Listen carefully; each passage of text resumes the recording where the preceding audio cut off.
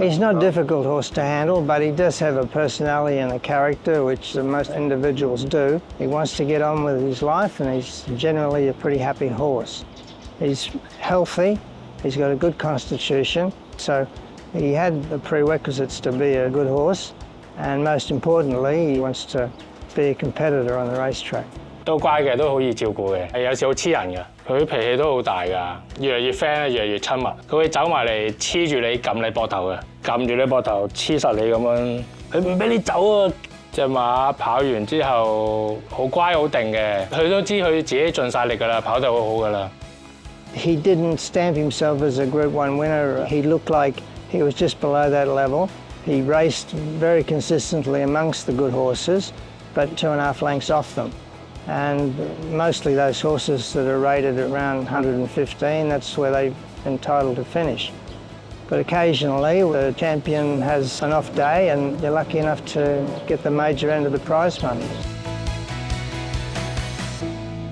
I regard him very highly because he gives his all every time he races. Having ridden him a few times, I've learnt that he can sustain a very high speed for a long period of time, longer than most horses. That's even more emphasised when there's a bit of moisture in the ground, which he got when he won the FWD Champions Mile. I knew that he'd be up for the fight if circumstances worked well, because the year before, I ran second on Red Line to his stablemate Beauty Eternal. When I was holding him up thinking that I could outsprint Beauty Eternal, when Zach sprinted at the top of the lane, I simply couldn't catch him. I learned a lot from that.